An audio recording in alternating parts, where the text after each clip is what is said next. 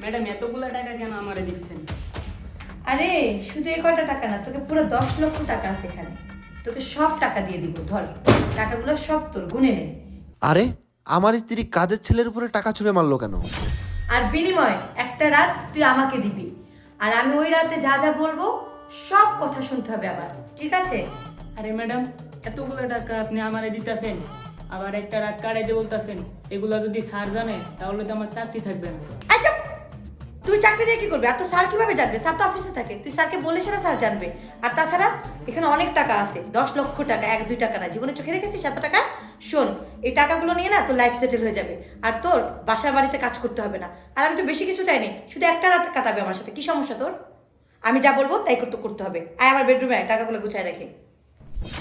জায়গা একটা রাতেরই তো বিষয়, ম্যাডাম যা বলবো তাই ভালো মতো শুনে নিন। আগে টাকাগুলো গুছাই। এত টাকা আমি আমার জীবনও দেখিনি। এই টাকা পাইলে তো আমার লাইফ সেটেল হয়ে গেল ভালো মতো।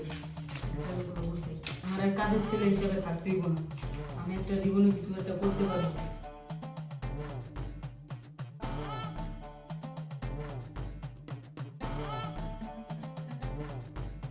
ম্যাডাম আসবো?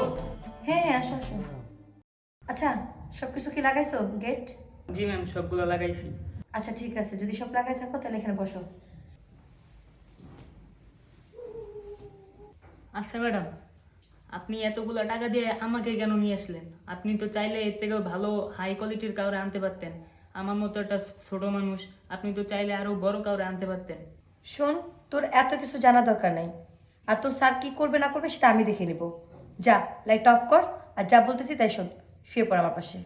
আচ্ছা, আপনি যা বলবেন তাই, কিন্তু পরে স্যার যদি আমাকে কিছু বলে তখন সেটা কিন্তু আপনি দেখবেন। আচ্ছা যা, তো তোর স্যার যা বলবে সেটা আমি দেখে নিব। যা লাইট বন্ধ করে আমার পাশে শুয়ে পড়।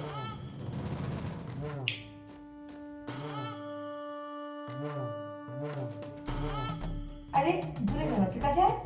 কাছে এসে শোন, আমি যেটা বলবো সেটা শুনবি, বলে দিলাম।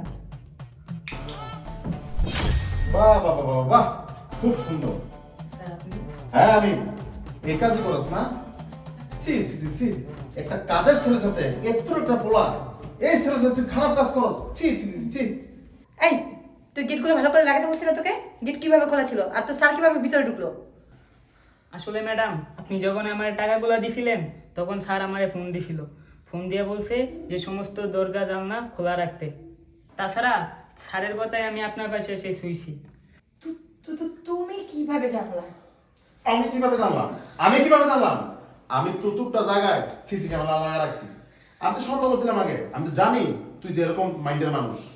হ্যাঁ, সবসময় তুই আমার সময় যাস না, তুই তো সবসময় সময় যাস তোর মোবাইল নেই। আমি কি জানি না কিছু? আমি সবই জানি। ছি ছি ছি, একটা কাজের ছেলের সাথে ছি। চুপ করো! অনেকক্ষণ বলেছ, আমি অনেক সহ্য করেছি তোমার কথা, আর না, ধৈর্যের বাঁধ আমার ভেঙে গেছে। আমি তোমাকে অনেক টলারেট করেছি, আর পারবো না সাবিত। তুমি নিজেকে কি মনে করো? তুমি যা করেছো সেগুলো আমি কিছু জানি না? আমি সম্পূর্ণটাই জানি, ভালো করেই জানি। বল, তুমি সবসময় আমাকে সন্দেহ চোখে দেখো। আমি একটু রান্না করে একটু লেট বেশি হলে তুমি সেটা সন্দেহ চোখে দেখো, আমি একটু বারান্দায় গেলে সেটা তুমি সন্দেহ চোখে দেখো।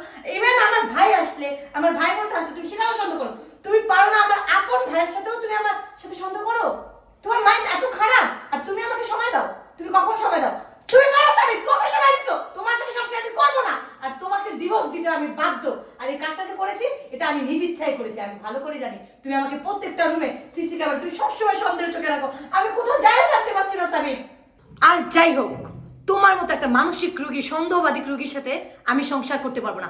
আজকের মধ্যে কিভাবে তুমি আমাকে ডিভোর্স দেবা সেই চিন্তা ভাবনাটাই করো, ঠিক আছে? আমি চলে গেলাম আমার বাবার বাড়ি। সরো, যেতে দাও আমাকে। শোনো শোনো সাথী, কি? হাত ছাড়ো, দেখো। হাত ছাড়ো। আচ্ছা শোনো, আমি কি বলি দেখো, তোমাকে যদি সন্দেহ করি, সন্দেহ করার তো কারণ আছে। দেখো, প্রত্যেকটা দিন তুমি মোবাইল টিপি করো, আমি তো দেখি। আবার থাকে মোবাইলে লক লাগানো। আমি কি তোমার স্বামী না? আমি তো তোমাকে সন্দেহ করতে পারি, কারণ তোমাকে অনেক বেশি ভালোবাসি। দেখো, তুমি আমাকে সন্দেহ করতে পারো না? তুমি আমার স্বামী দেখে তুমি আমাকে সব কিনে নিয়েছো, এটা কোনো কথা? সাবিত, তোমার একটা পার্সোনালিটি আছে, তোমার একটা পার্সোনাল জায়গা আছে। তোমার অফিসে যাই তো আমি কখনো উল্টাপাল্টা কিছু করি না, তোমার ফোন নিয়ে তো ঘাটাঘাটি করে তোমাকে প্রতিনিয়ত খোঁচা মারি না।